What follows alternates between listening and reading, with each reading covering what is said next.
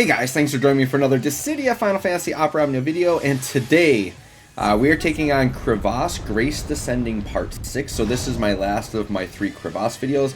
I don't know that I'm going to re-record 5, but here's what happened. I'm just going to tell you all right now, this fight is an absolute pain, and had I realized how painful this was going to be, I would have tackled Crevasse differently this time around. So here's what happened. Those of you that watched my stream basically saw that during the stream I did Dare to Defy, and the Dare to Defy is fighting this boss. And I got it done on my first try. Now, Penelo was on the team.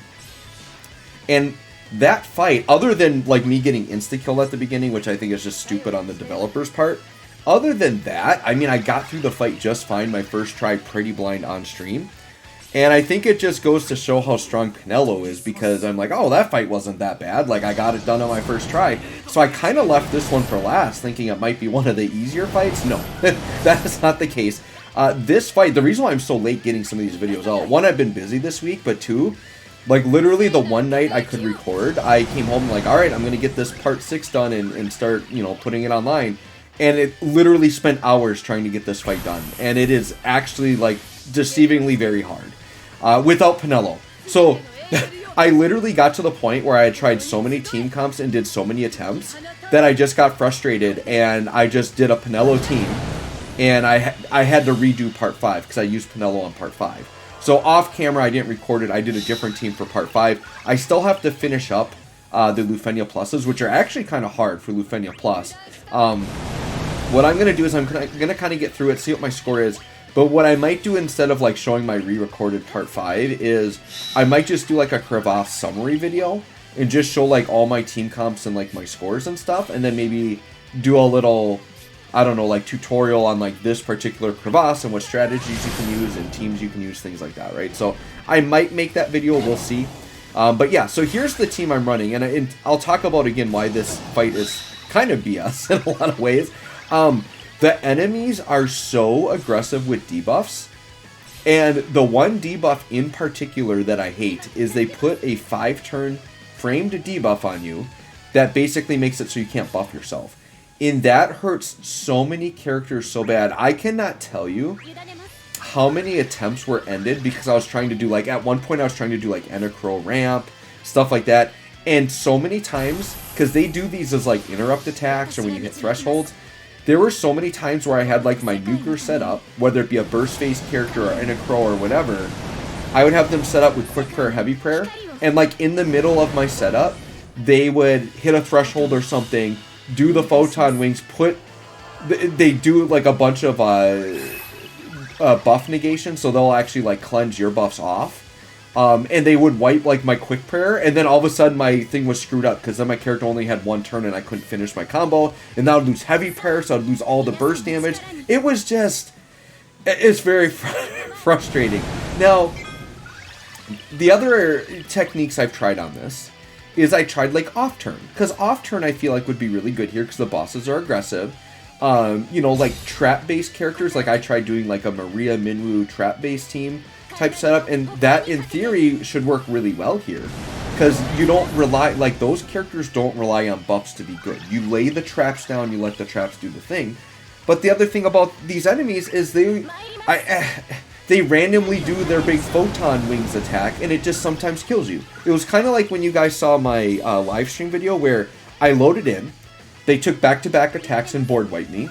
Then basically I rebooted, exact same team, they took back-to-back attacks and then did not board wipe me. And it almost seemed random whether it actually killed me or not. And I believe the way it's supposed to work is if like they hit you with that photon wings and you go below 30% HP, then the next attack is like an instant death attack. But I noticed that sometimes they would insta-kill me when I was at like full health. And I don't know. And okay, here's the other thing. This is once again, and they do this with Global First. They really, I feel like, overtune some of these too much to a specific character. And these are really overtuned to Penelo, I feel like. But there's the frustration of, you know, you can't buff yourself, so you need like tons of cleansing. And I even brought like Yuna to this fight. I did several runs with Yuna. And literally with her doing Isuna like every turn, I still couldn't keep up. Like they're just constant. And I brought characters that have like Aerith. I tried bringing Aerith, who has Seal Evil as a buff. If that buff is up, you're supposed to have 100% debuff evasion. The problem is the attacks they do wipe your buffs away and then debuff you. So they would wipe away Seal Evil and then we're still able to buff through it. So even like when you try to bring counters directly to what they're doing, they still get over it, which made it very frustrating. And then on top of all that, pretty much all of their attacks are undodgeable. So you can't use Edge, you can't use Rydia, because Rydia is another character that came to mind for this fight. And then on top of all that, you're trying to fit codes in to get points. You can't just bring like your one absolute busted team to do that. Now, I got to the point where I gave up on optimal codes. I'm like, I'm just bringing a team. So I'm like, I got so mad. I'm like, I'm going to do Luna, Freya, Penelo. And then I brought East Tola because I was trying to match up some color weapon combos, right? So I'm like, all right, let me get another staff. Let me get another, you know, yellow or whatever color she is. And I'm like just to get some more points. But I just said, screw it.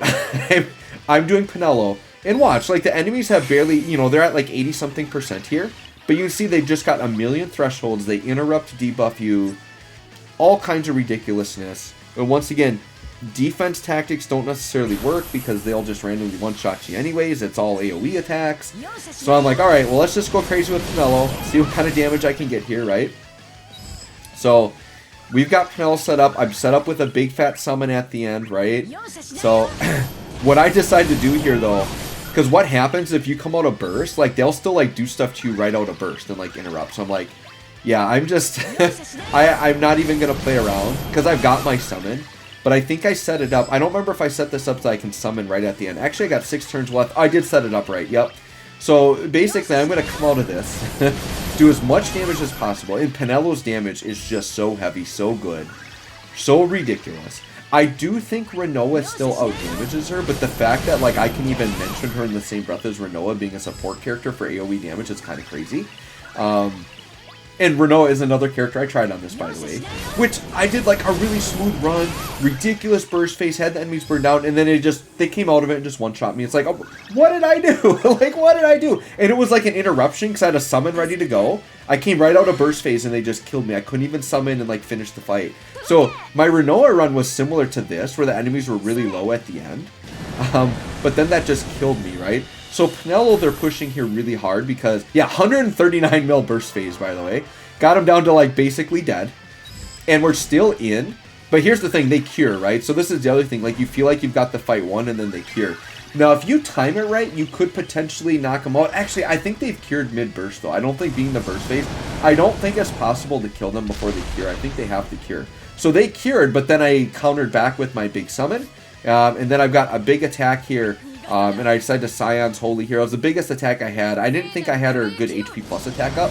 So we popped that. That's still decent damage. And then bam. We pretty much took care of their Kiraga and got him back down to about where we had him. So now it's just about wrapping up the damage at the end. The enemies aren't forced, but like we wrapped up so many turns in front of them that I think we're good to go without them getting a turn at this point.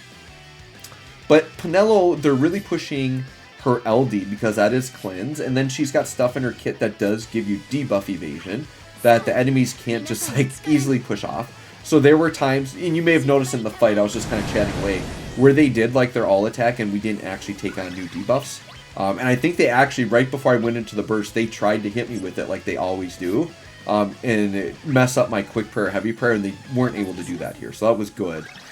So we're getting through. Yeah, this was just, it was a tough fight. Like, and it's okay. Like, it's fine that it was really hard. I'm actually more mad at myself. I wish I would have just gone in here right away with Penelo, so I wouldn't have had to redo part 5. So now, basically what I'm going to do is I'm going to get all of the fights done. I'm going to see what my score's at. See if I'm high enough for all the rewards, and if not, what rewards I'm missing out on. And then debate whether I want to go in and try to fine-tune and up my score, or if I'm just going to be content with what I get. And with how much I had to play this stupid fight, how many hours I spent this week on it when I really don't have the time to spend, I might just leave it at whatever score I get, to be honest. Once again, it depends on what rewards I'm kind of missing out of this. But it's fun. Like, it was fun, and I like the codes. My one gripe about the codes, and I talked about this before, I just want a little bit more variety of codes. I get it. They have to limit you a little bit, but I feel like every weapon should at least get a ×1 code.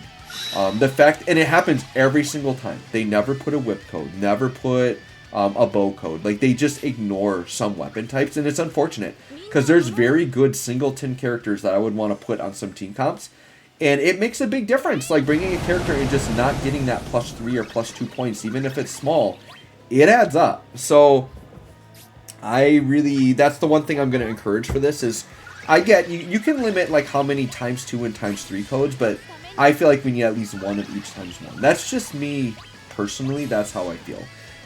Because once again, it literally took Maria out. Like, you just never wanted to bring Maria to any of it. Because you could get points with a different character. Made it so I didn't want to bring other characters like Rydia. Like, even if I had a good dodge one for Rydia, like, I was really discouraged to bring her. Because the whips aren't really allowed, right? I mean, they're allowed, you lose point opportunities, and they did set the score pretty high on this. I think you gotta get 525.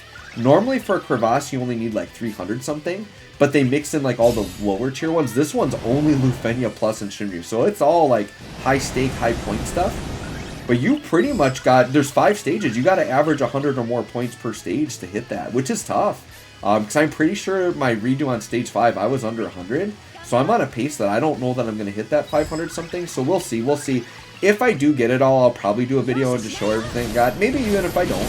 And just so you guys know, like, I'm up here, I'm doing YouTube, but I'm not like a perfect player. I think you guys all know that. I make mistakes. I don't, I always say I'm not a theory crafter. I don't know the most high-end. Like, I posted my video of Penelo 300 mil burst phase. I'm like, oh my god, this is crazy. And instantly in the comments, like, oh, you could have got more if you did this and this and this. I'm like, I know that. I even said that in the video. I said, I'm sure there's ways I could get a higher damage here.